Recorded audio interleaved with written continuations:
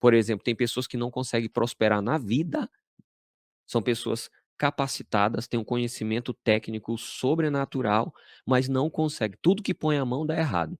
Vai para a igreja, o pastor ora, põe a mão, expulsa o capeta, faz campanha, né, da porta aberta, Porta aberta. não sei o quê. Ah, você não é dizimista, o cara passa a ser dizimista, não vai, tem que ofertar, não vai, faz campanha, não dá jeito, e não sabe o que é. Sabe o que é? Ferida na alma. Ferida na alma. É, Que vou te tá contar, tá bloqueando ele. bloqueando. Tem um mandamento, primeiro mandamento com promessa, qual é? Honra teu pai e tua mãe, para que os teus dias vão bem e seja próspero e dê muito certo, né. Se você não cumpre esse mandamento, você não vai prosperar, não tem jeito. A falta de honra para os pais. É.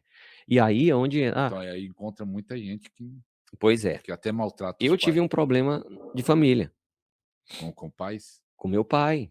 A última vez que eu tive, né, como eu falei, eu sou de São Luís do Maranhão. Eu morei lá, mas eu moro em São Paulo há 23 anos, vai fazer 23 anos, fez 23 anos agora. Mas quando eu vim de lá, a última vez que eu tinha falado com meu pai, eu acho que eu tinha uns 10 anos de idade. E quando eu falei com meu pai, foi uma discussão que eu tive com ele. Ah, não tinha com 10 anos, 10 anos. não tinha um bom relacionamento. Não, depois que eu nasci, meu pai se separou da minha mãe, né, foi ter a vida dele, e aí foi ter outra família, mas ele me rejeitava, e era nítido isso, né. E aí a última conversa que eu tive com ele, ele não queria que eu visitasse a minha avó, mãe dele. Ele não queria que eu visitasse, porque disse que se eu fosse lá ia atrapalhar o casamento dele. E a minha avó me falou isso, e eu fiquei tão bravo naquele dia que eu fui lá, conversei com ele e falei: "Já que o senhor não quer saber de mim, a partir de hoje você nunca mais vai saber de mim". E eu saí dali Com raiva. com raiva, e eu falei pra todo mundo na minha família, com 9 anos, hein, falei: "A partir de hoje, meu pai não vai saber nada de mim". Eu vim pra São Paulo, construí minha família e tudo, já trabalhando. No Um dia meu ministério. pai não. Não, antes. Aí um dia meu pai me liga no meu serviço, queria falar comigo, e aí eu atendi. Não, eu não, a secretária atendeu e falou: "Ó, tem um cara aqui chamado Walter, lá do Maranhão, quer falar contigo". "Walter?" Acho que é meu pai". "Pergunta se é meu pai". "Mas você é o pai do Ricardo?" Falou: "É, sou eu mesmo". Falei: "Diga pra ele que eu morri".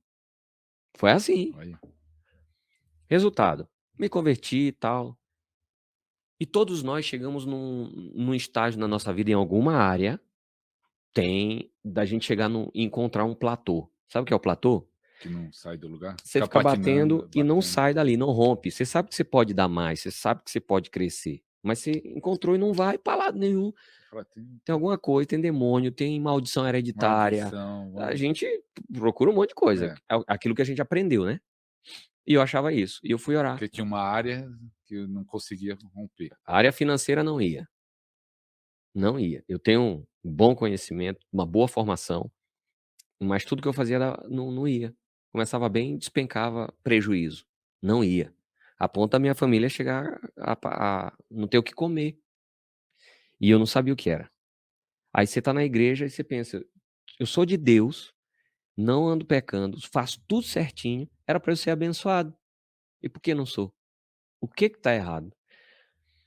E aí eu já estava naquela coisa, é de alguns pastores me procurar para aprender o conhecimento que eu já tinha, fazer aliança, Já cobertura estava espiritual, ministrando no Brasil inteiro, né. já estava viajando Já já. viajando. Aham. E aí, numa dessas oração, Deus falou para mim assim: "Enquanto você não resolver o seu problema com a sua paternidade, eu não tenho como te tornar um pai de muitos, um pai espiritual", Deus falou diretamente. falou. E eu não entendi foi nada, e eu fui atrás. E aí, nesse processo, você encontra se é aquela, sabe aquela ferida que você faz, que ela cria uma casquinha, só que dentro tá tudo podre, e você não quer tocar ali porque dói? Era isso aí, essa era a ferida que estava na minha alma. E por causa dessa ferida, sabe o que acontecia? Todas as pessoas que se conectavam a mim, todos os discípulos que se conectavam a mim, eles acabavam me traindo, eles acabavam, me desonrando. E sabe por que isso Mas por acontecia? causa da ferida? Ligado Por causa da ferida que eu tinha do meu pai, a ferida que eu tinha com ele eu não honrava. e você mesmo Então, também falou: "Não quero nem que o meu saber". sentimento por ele é assim: eu quero que ele morra. Isso é desonra. É. Era o sentimento que eu tinha. Só que você recebe mais Mas da você demorou vida. a entender, você vendo os seus discípulos Demorei demais, demais. acontecendo, você pensou: "Mas por que seu Na minha igreja a gente passou por 3 rebeliões em 1 ano. em um ano?". Em 1 ano passamos por 3 rebeliões. É muita coisa. É muita coisa. Já na escola a gente passou uma rebelião em 2017, que aquela rebelião em 2017, que a gente passou, eu quase morro espiritualmente. Eu fiquei mal, entrei em depressão, minha família entrou em Chateado, né. depressão, chateado, porque eram pessoas muito próximas que eu tinha como braço direito. E tudo isso acontecia porque a desonra que eu causava com meu pai, eu atraía para mim inconsciente, entende? Então o seu Você relacionamento com seu pai afetava. afetava tudo, aqui embaixo. Pessoas feridas ferem e assim vai. Você atrai mais daquilo que você é, não tem pra onde correr. Você quer atrair pessoas boas para o teu convívio? Seja bom também. Se você não é uma pessoa honrada para com seu pai, você vai atrair filhos desonrosos. Isso é um princípio. E aconteceu isso, Então demorou muitos anos para para cair a ficha. cair a ficha, Oxe, demorou. lembro demais. E mais difícil ainda foi o processo de cura. Mas quando caiu a ficha, eu tenho que acertar com meu pai. Não, quando caiu a ficha, eu falei: "Agora eu tenho que acertar meu pai". Qual que é o primeiro passo? Eu fui Pro procurar ele.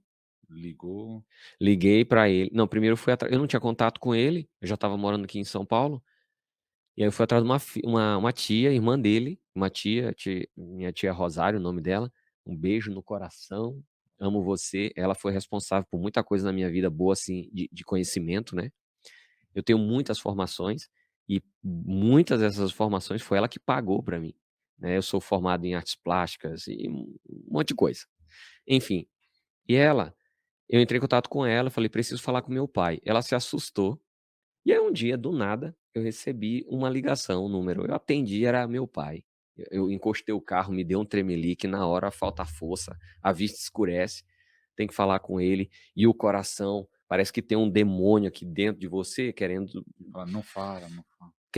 querendo falar, Ah, chutar o falar um falar monte. um monte. É isso que você quer. E eu ali me segurando, resultado, presta atenção, olha que doido isso. E eu peguei e falei pra ele assim, ó: "Você não me deve nada. Eu tô querendo falar com o senhor pra gente resolver esse assunto, pra dar um ponto final". E aí entra num assunto do perdão, porque todo mundo acha que o perdão é você só abrir a boca e dizer assim: "Eu te perdoo, você tá perdoado".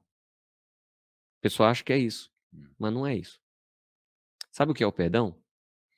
O Pai Nosso fala assim, ó, no Pai Nosso: "Perdoe as nossas dívidas, assim como nós perdoamos aos nossos Bebedouro. devedores". Sabe o que é o rancor, a mágoa?